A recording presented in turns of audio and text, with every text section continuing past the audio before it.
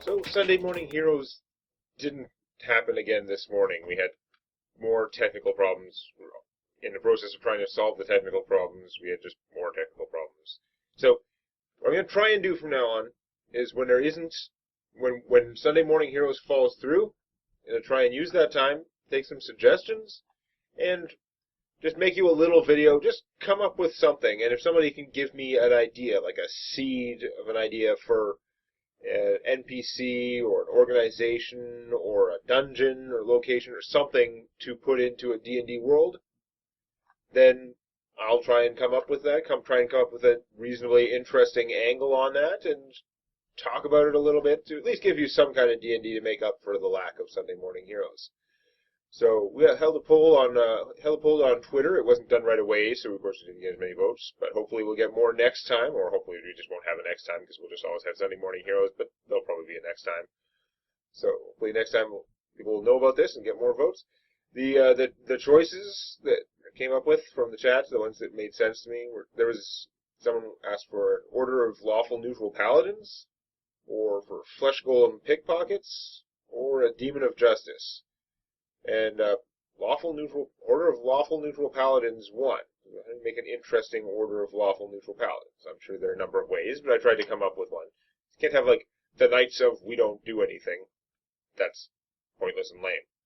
So, while many organizations exist to conquer others, or defend against goblin raiders, or even invading demons, the order known as the Diamond Chain see themselves as devoted to a higher law.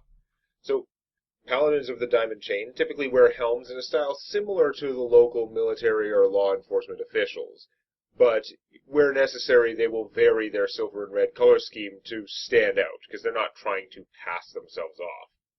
That would be silly. They all bear the symbol of 4 chain links which form a crisp 4-sided diamond shape in the middle, and though their armaments vary based on individual skill and preferences, Paladins of the Chain all keep 1 or more steel chains wrapped around an arm, which can be used to bind captives, among other things. So, obviously, if the Order was presented with an apocalyptic threat to the civilization or to the world itself, they would rally and come out in full force and resist any way they can. But the real purpose of the Diamond Chain is to see a world united under one set of just laws. Now, Paladins of the Chain are a welcome sight on the highways, where law tends to be scarce. They're also welcomed or at least tolerated in many nations, where they're known for solving crimes, tracking fugitives, and generally assisting in the enforcement of local laws. But they also work to promote the ideals of higher law within those nations, through political processes where possible, or by proliferating their ideas throughout the populace by their own righteous example. These guys are firmly devoted to incorruptibility and to obeying local laws and enforcing those laws, although they maintain discretion on whether to enforce laws which contradict higher law.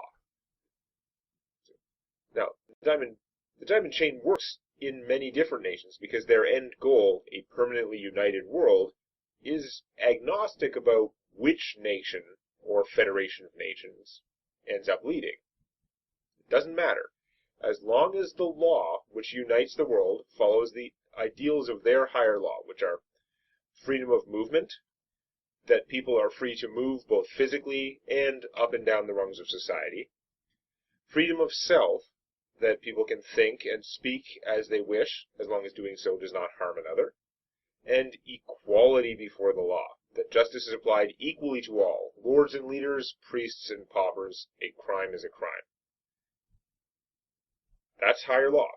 Under the philosophy of the Chain, a society following these tenets is just, regardless of the character of the individual laws, the distribution of wealth, the imposition of many certain types of burden upon individuals. In fact, until the world is united under one set of laws, even war and the conquest of other nations is likely necessary to the ultimate goal.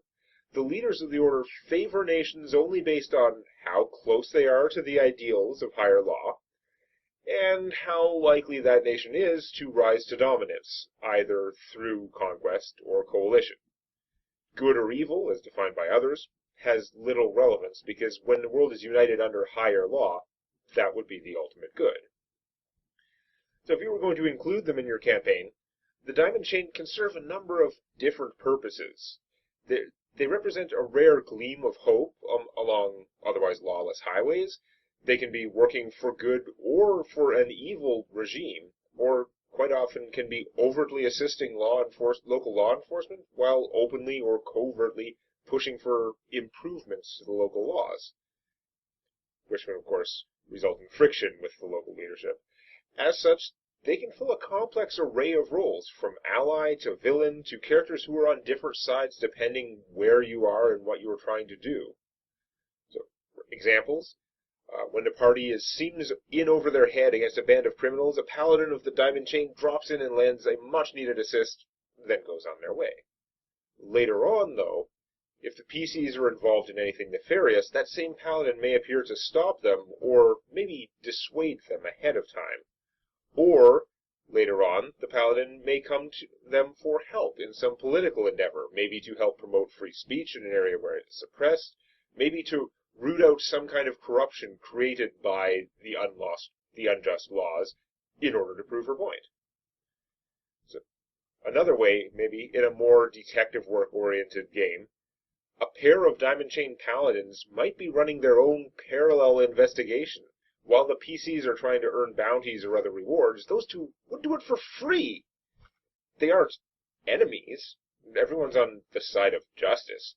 But a rivalry develops because the duo may find clues on their own. For example, when the PCs get stuck and miss something. This possibly requiring some kind of trade or temporary alliance, but the PCs have to beat them to the final step if they want to earn their rewards.